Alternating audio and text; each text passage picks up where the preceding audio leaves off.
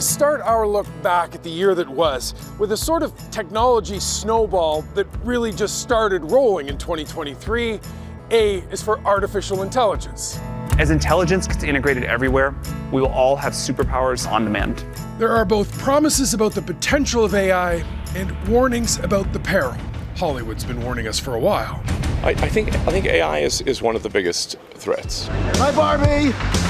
Hi, Ken. B is for, sticking with Hollywood, Hi, Barbie. Barbenheimer. Chances are near zero. Personally, I thought Barbie rode on Oppenheimer's coattails. Hi, Barbie. The box office disagrees. I think the world maybe wants to see Barbie a little bit more right now.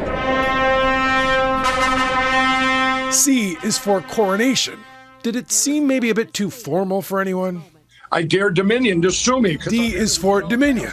Fox News Channel had to pay the voting machine company $787 million. The Dominion machine that's as filled with holes as Swiss cheese. Telling the truth is easier and less expensive. Lies have consequences.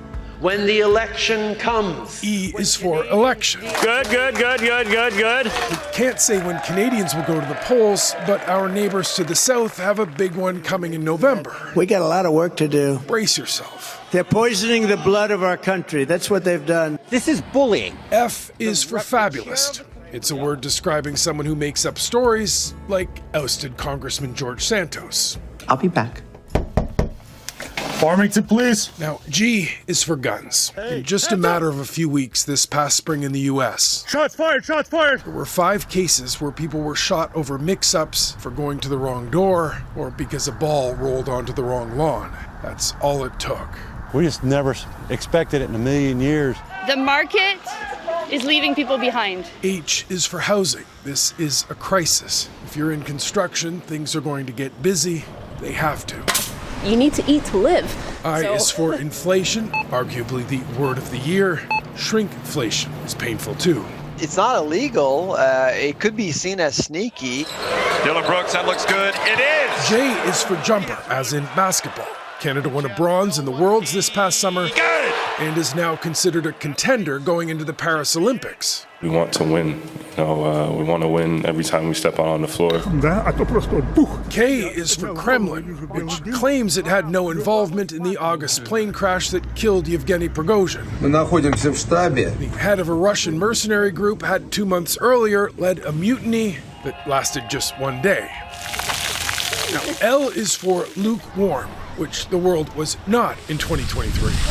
We had the hottest summer ever, 6 months hit all-time highs, and the year will go down as the hottest in recorded history, and it's not slowing down. Antarctica and Greenland are melting well over 3 times faster than they were in the early 90s. Oh my gosh. M is for Manitoba. A tragic bus crash outside Carberry in June killed 17 seniors. We met at the church and waited and waited. N is for nightmare, which is what many in Haiti are living through. The United Nations is supposed to move in a multinational force to fight gang violence early next year. Something has to be done. O is for omit. This list can't leave out the other ongoing tragedies in the world: Ukraine, Sudan, and the Middle East. Each too painful. India's population has increased 300% since 1950. P is for population. India actually passed China as the most populous country in the world, 1.43 billion and growing. It's been branded as Hollywood's wonder weight loss drug. Q is for Q, as in people were lining up for Ozempic. You know, supply couldn't keep up with demand. Baby boy, I think I've been too good of a girl. R is for rivalry, something Taylor Swift and Beyonce apparently don't have, and it's kind of nice to see. They just shot it. S is for spy balloons. See the smoke coming from it? They were originally called unacceptable and irresponsible, but may have been accidental. Bob, come on down. T is for television. We lost some legends of the industry in 2023 in front of the camera, behind the camera, and one guy best just described as a friend. I left a message. I have some pride. Do you? No. I'm here today. U is for unfortunate. I'm not interested in why the Trudeaus split up. I don't want to talk about it, but it was a big story. Kind of. It's very clear.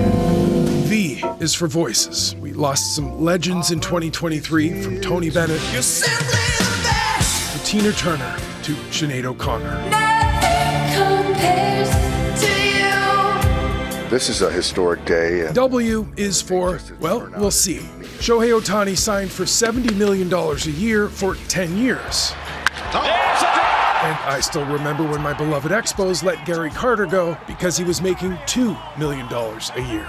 This is a masterclass in what not to do. X is for X, formerly Twitter, and formerly Better. 5 of these tabs are porn.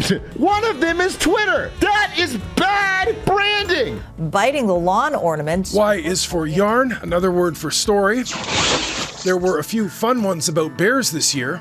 From the human-looking ones in China, they were real. The bear was, playing with the windshield wiper. To a bear stuck in a minivan in BC, there was a real mess. It also left an unbearable stench. And finally, Z is for zest, as in for life. We're having fun, keeping safe, watching each other's backs. I thought I'd wrap up with one of the people who fought the fires in the Northwest Territories this summer and helped us cover the story. He sent us videos from the ground over Facebook. NWT strong, man. This is my hometown. This is my country. In the months since, I've kept following Aaron Campbell because of the positivity he pushes just about every day. This week, it was about how your best years are in front of you because you can still make them whatever you want them to be. If you met someone like that in 2023, it's a good idea to keep them around for 2024. He's a pretty good cameraman, too. Happy New Year.